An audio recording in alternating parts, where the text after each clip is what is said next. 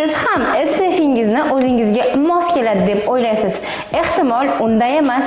Chunki deyarli hamma bir xil xatoga yo'l qo'yadi. Ulardan bittasi, masalan, ertalab SPFni surasiz va shu bilan kechgacha unutasiz. Lekin bu hollarda SPFingiz hech qanaqa ishlamaydi va himoya ham qilmaydi. Men shuni aniq ayta olamanki, ushbu videoda siz SPFlardan qanday to'g'ri foydalanishni va SPFlarni qanday to'g'ri himoya qilishni o'rgataman. Hammaga assalomu alaykum. Siz Comics kanaldasiz. Biz sizga bu yerda terini to'g'ri parvarish qilish haqida barcha ma'lumotlarni va layfhaklarni o'rgatamiz. Kanalimizga xush kelibsiz. SPF shunchaki quyoshdan himoya qiluvchi krem emas, balki bu sizni pigmentatsiya, erta qarishlar va terimizni har xil muammolardan chinakam himoya qiluvchi mahsulotdir. Lekin muammo shundaki, ko'pchiligimiz ushbu SPFdan qanday qilib to'g'ri foydalanishni bilmaymiz. SPFni surtayotganimizdagi birinchi xato: juda ham oz miqdorda SPFni yuzimizga suramiz. Ko'pchiligimiz kamroq suramiz, shunda bu yuzim yog'lanib ketmasin, yuzimdan oqib tushmasin degan xayollarda. Lekin sizni SPF quyoshdan himoya qiladigan kremingiz 50+ingiz hech qanaqa 50 dan himoya qilmaydi, balki 10 ga tushib qoladi. SPFingizni surganingizda to'g'ri ishlashi uchun yuzingizga va bo'yningizga 2 barmoq asosida surtishingiz kerak. Ha, bu juda ham ko'p ko'rinishi mumkin, lekin bu teringizni chinakam himoya yo'lidir. Ikkinchi xato: SPFdan foydalanayotganimizda ko'p joylarni esimizdan chiqarib qo'yamiz. Masalan, quloq qismimizni, bo'yin qismimizni va ko'z atroflarimizga ham hatto surmaymiz. Ana o'shandan keyin yuzimizda pigmentatsiyalar paydo bo'ladi va keyin pigmentatsiyalarni yo'qotish uchun eng qimmatbaho bo'lgan serumlarni xarid qilib olamiz.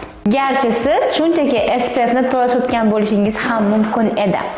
Uchinchi xatoyimiz esa SPFni darhol yuzimizga suramiz va sirrazu ko'chaga chiqib ketamiz. SPFlarni surganingizdan keyin o'zini himoya vaqti bo'ladi. Masalan, kimyoviy SPFlarni foydalanganingizdan keyin 15-20 minutdan keyin himoyasi boshlanadi. Demak, 15-20 minutdan keyin ishlashni boshlaydi. Fizik SPFlarni esa albatta bular darhol ishlaydi. Bu degani sirrazu yuzga surib olib ko'chaga chiqish kerak yoki quyoshda turib olib surish kerak degani emas. To'rtinchi xato: SPFlarni qayta surtmaslik. Va albatta O'zbekistonda juda ham quyosh kuchli. Bu hazil emas, bilamiz, juda ham issiqdir va kuchli quyosh bo'lganligi uchun ertalab surib ketgan SPFingiz kun davomida himoya qilib bermaydi va agarda sizni kuningiz ko'proq ko'chada o'tsa, har 2 soatda SPFingizni yangilashingiz kerakdir. Va shu joyda ko'pchiliklar savol berib so'rashingiz mumkin. Agar men masalan bo'yangan bo'lsam, yuzimda tinalgan bo'lsa, uni qanaqa qilib SPF yangilashim mumkin deb? Bu juda ham oson. Masalan, Lagon brenddan SPFli Sun Sticker, buni olib foydalansangiz bo'ladi. Juda ham surtishingizga qulay va hech qanday qo'llaringiz bilan yuzga prям surishingiz shart emas. O'zini osongina suradigan narsasi bo'ladi. Mana buni olib bemalol surib yangilab ketaverasiz. Undan tashqari, agar stickdan foydalanishni yomon ko'radiganlar bo'lsa va hattoki kushon ham bor. Mana bu Roundlab brendidan Birch lineykasiniki. Bu kushondan foydalanganingizdan keyin u ham oson, bu ham o'zini suradigan gumnoshchikasi bo'ladi. Bu bilan olib bemalol surib ketaverasiz. Bulardan foydalanganingizdan keyin kushondan yuzingiz bir prям свежий bo'lib qoladi. Bir o'ylaysizki, masalan, ustidan qavat surdim, yuzim yig'ilib qoladi deb. Yo'q, afsuski yig'ilmaydi. Qaytangiz yangilanib свежий bo'lib turadi. Beshinchi xato esa SPFlarni to'g'ri yuvib tashlamasligimiz yuzimizda. Agar biz bularni to'g'ri yuvmasak, yuzimizda har xil komedonlar toshishni boshlaydi, yuzimiz sezgir bo'lib qoladi. O'shanda o'ylaymizki, bizga SPF mos kelmadi deb. Lekin SPF mos kelmagan bilan emas, balki siz yuzingizni noto'g'ri yuvayotgan bo'lishingiz mumkin.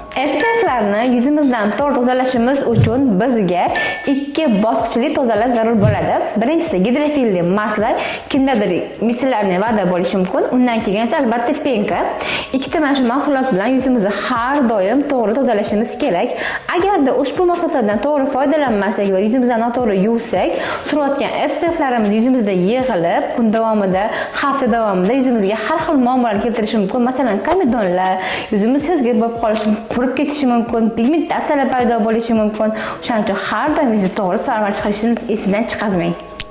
Bu himoya emas, bu himoya illyuziya hisoblanadi. Aytgancha, qo'limda turgan SPF Beauty Johnson brendidan SPFli kremi.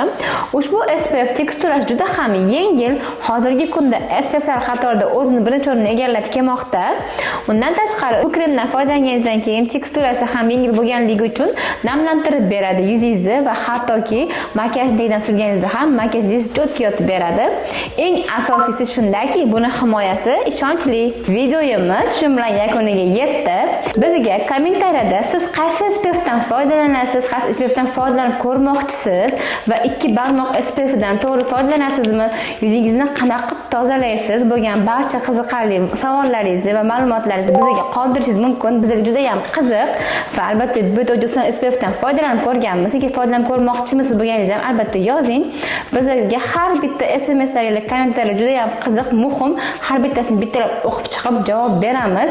Bu videoni o'z yaqinlaringizga yuborib qo'ying, chunki bundan keyingi kelajakda juda ham qiziqarli ma'lumotlarimiz ko'p berib boramiz. Bu videoga albatta like bosib qo'yish esingizdan chiqmasin. Keyingi videoda ko'rishguncha xayr.